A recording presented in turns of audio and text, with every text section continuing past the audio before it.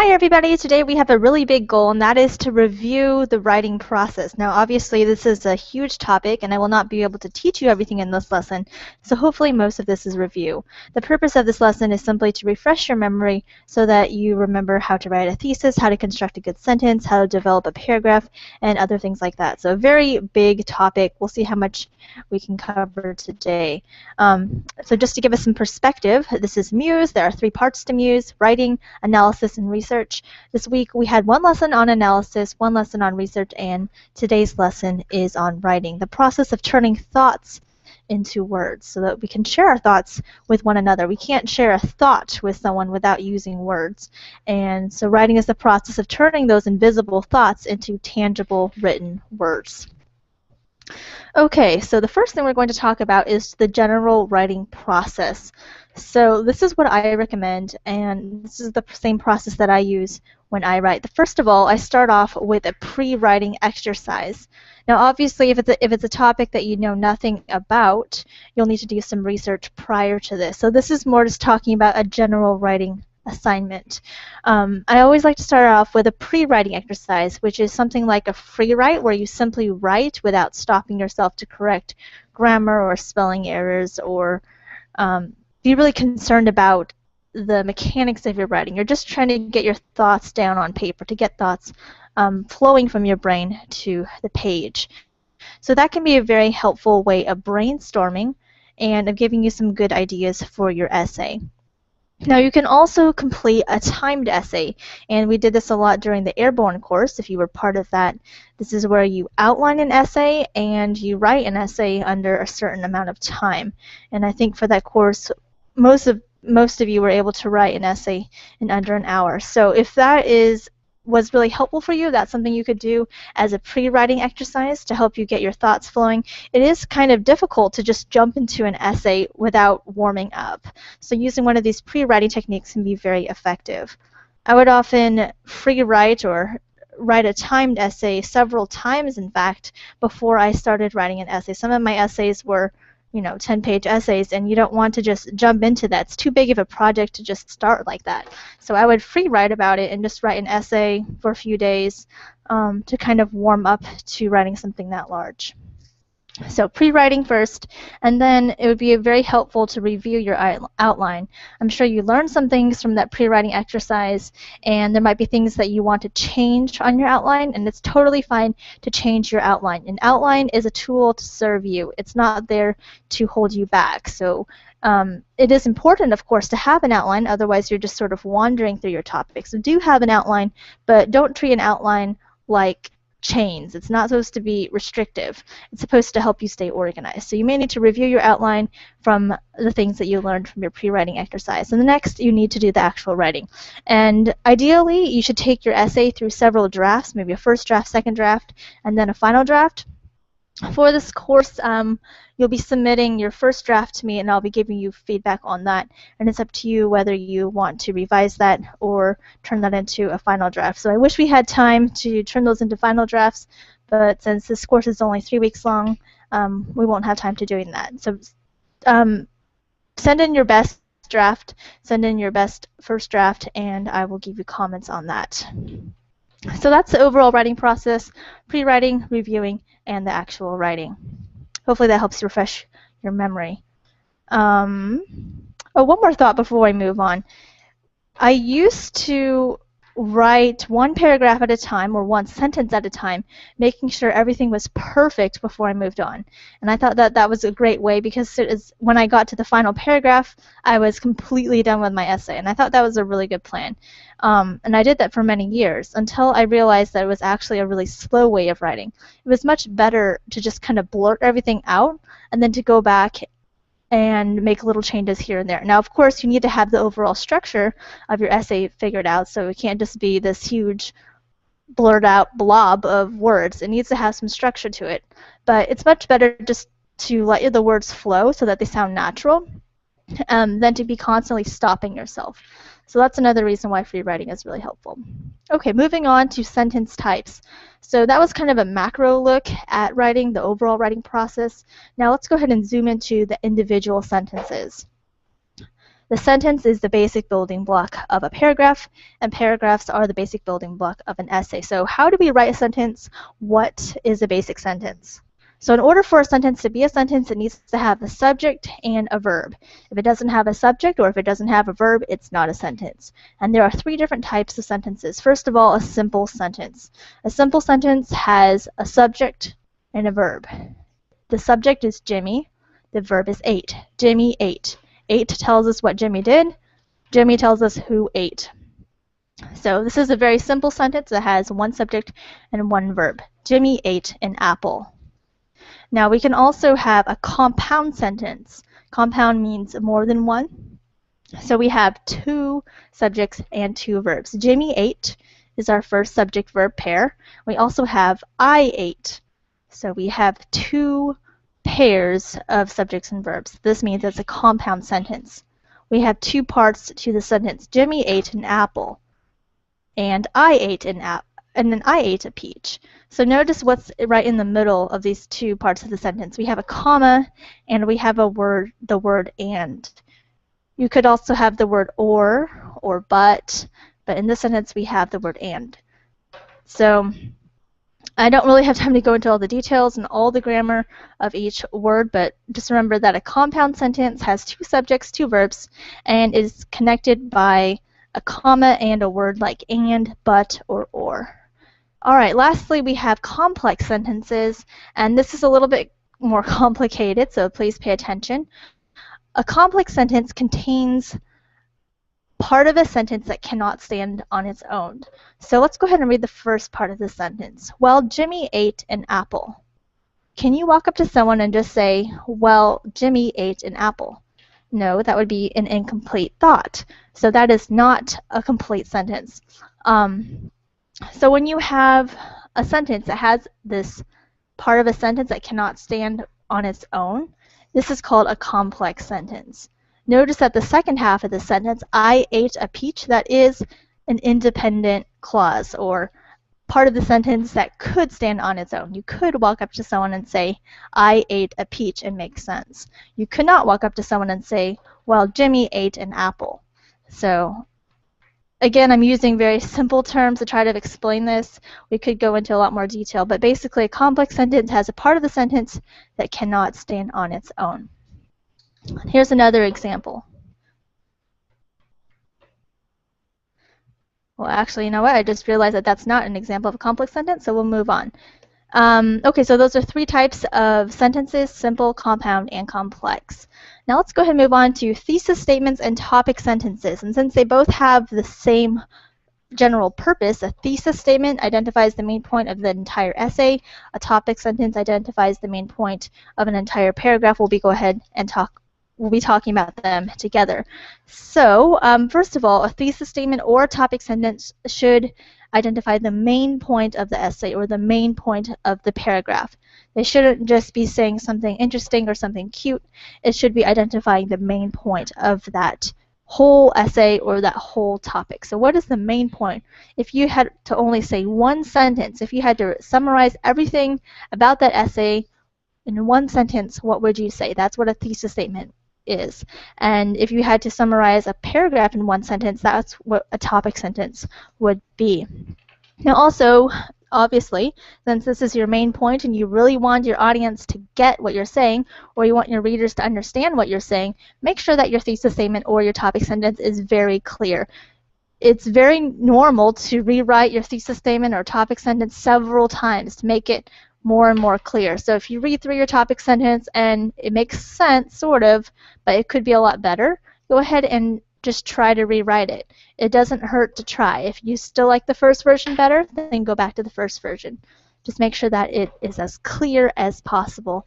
And lastly, make sure that it's original. Don't just state the obvious. Try to state something that's very interesting, or at least state it in an interesting kind of way. Try to put your own twist on it. Try to notice something that no one else has noticed. Try to take an unusual perspective. Just be original.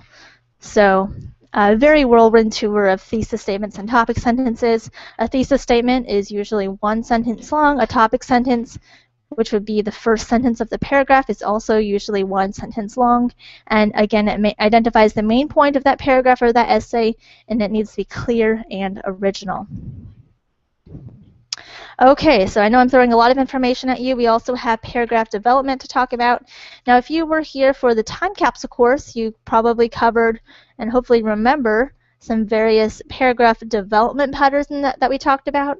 Definition, description, cause and effect, chronological order, evidence, and interpretation. So those are available to you. You can still use those patterns to develop your paragraphs. So remember, each paragraph needs to have its own point, so it needs to be kind of a self-contained unit and needs to be focused all on one point. It can't just be rambling and wandering through various topics. It needs to have one main point. But within that main point, you need to develop that point. You can't just state your point 10 times and call that a paragraph. It needs to be developed. It needs to be explained. You could define things to help people understand it better. You could describe things. You could show how something caused several effects. You could describe how it happened in chronological order. You could bring up evidence, and you can interpret things. So those are several ways that you can develop your paragraph. Now, if you took the Airborne course, you might also remember the PEER method, which is where you state a point, then you explain the point, you bring up an example to illustrate that point, and then you end by repeating your point so that your audience doesn't forget that point. So that's something else that you can use when you are developing your paragraphs. All of you are becoming more advanced writers, so I'm not going to tell you exactly how to develop your paragraphs. I'm not going to tell you that paragraph 1 needs to have definitions as its development. Paragraph 2 needs to focus on evidence, and paragraph 3 needs to be written using the PEER method. It's really up to you, but here are 2 tips that will help you make those decisions. First of all, let those sub-questions that are on your outline, let those sub-questions guide the general structure of your paragraph. So I'm going to hop over to a sample question outline. This is actually an outline I used for the sample essay that I wrote. So body paragraph 1. Paragraph question. How is a person classified as a first-class passenger? It's talking about the first class. Now, under that, we have 2 sub-questions, 2 questions that we want to answer in that paragraph. First of all, did a person's social status determine if he or she traveled first class? And 2, did a person's wealth determine if he or she traveled first class? So these 2 questions give me some general structure to my paragraph.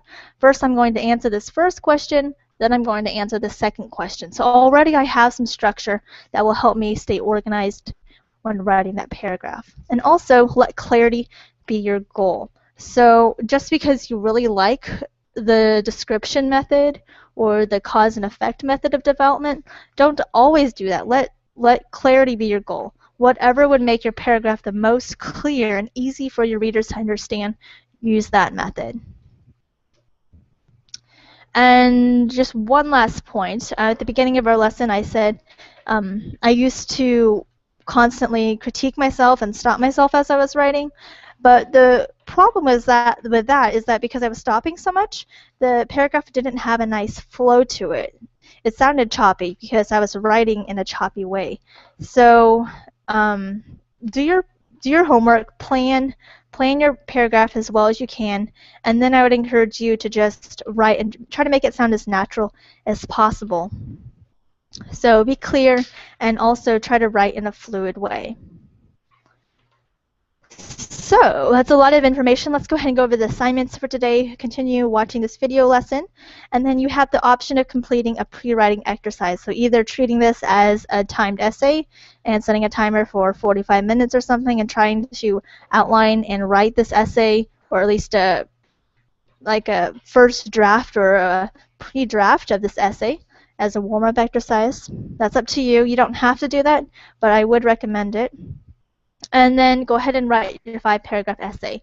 And the minimum word count for this is 200 words, which is not very much.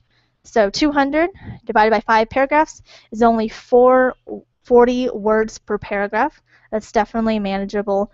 And the sample essay that I wrote, I think, was about 600 words. So your essay only has to be a third of this. So it looks kind of long. Yours does not have to be this long at all.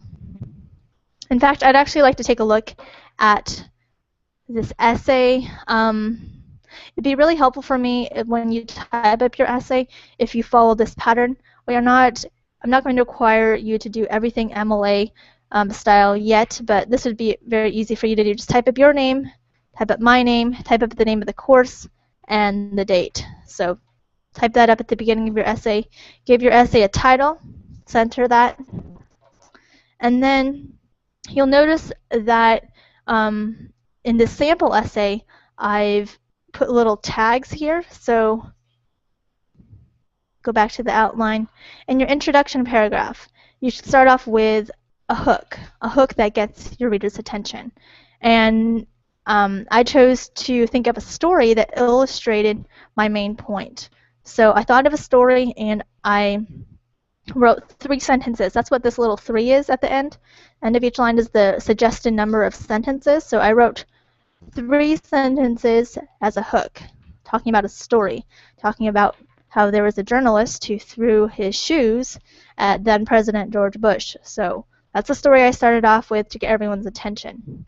Then comes the link transitioning from this hook to my thesis, and you can take between 1 and 3 sentences to do that, or that's what's recommended. So I have 3 sentences here.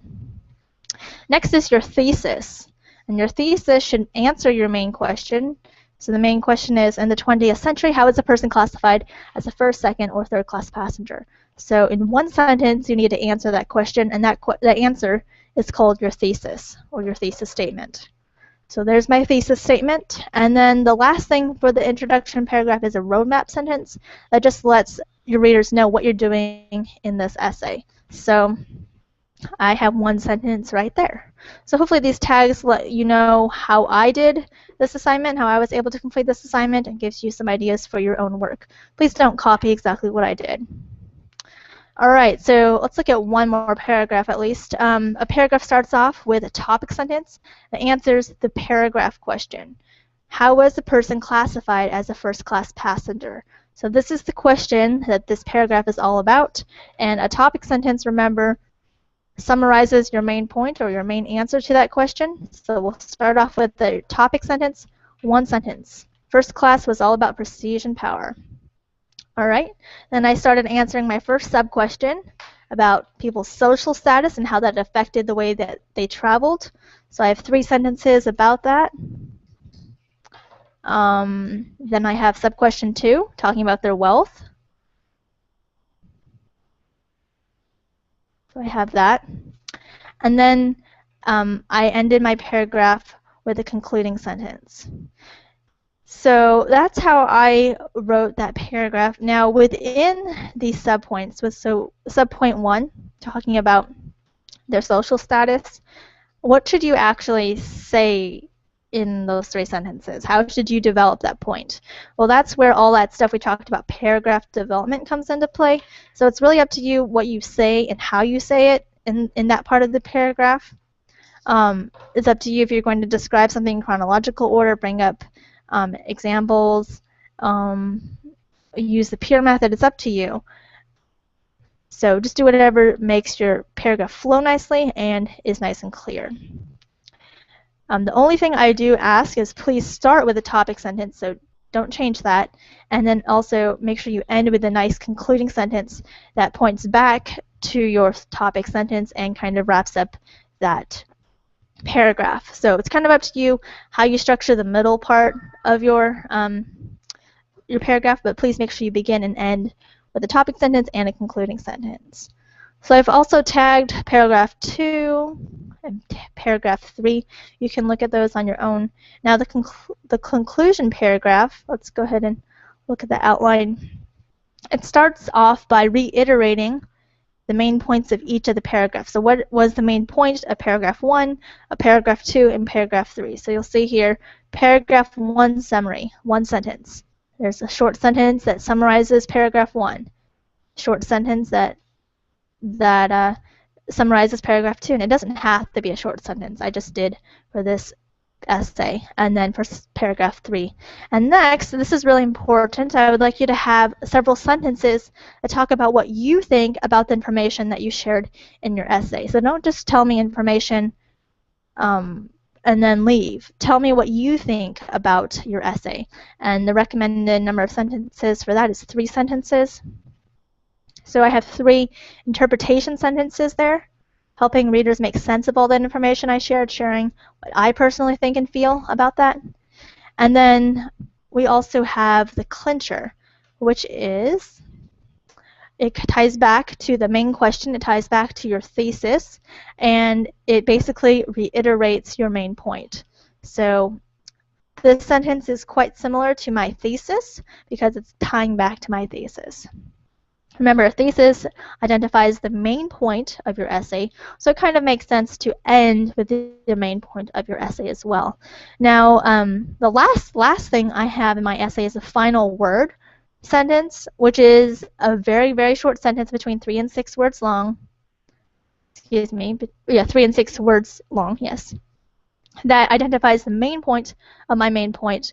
And when you end with a really short sentence like this, it sounds kind of, it gives your essay a nice punch. It ends on a really strong note. So I like putting a short sentence at the very end of my essay. So hopefully this has been helpful for you, walking through how I structured my essay. And if you follow this, you will easily have 200 words.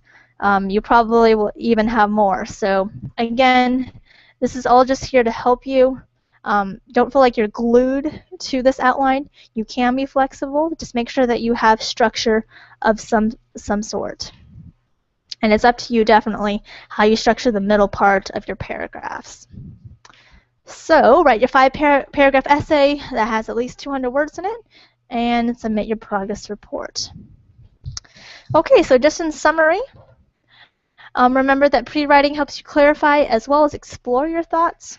Writing is all about putting those thoughts on paper, and sometimes those thoughts are being a little bit stubborn and they're not coming to you. So pre-writing can really help you help those thoughts come more easily. And lastly, choose a development pattern that creates clear, fluid writing. So it's up to you how you want to structure your essay. Just choose something that will help make your writing clear as well as fluid, nice and flowing. Okay, this wraps up lesson 3 on writing review. I hope it has been helpful for you and a helpful reminder of everything that we've learned about this and reiterating some important points. If you need any help, please let me know.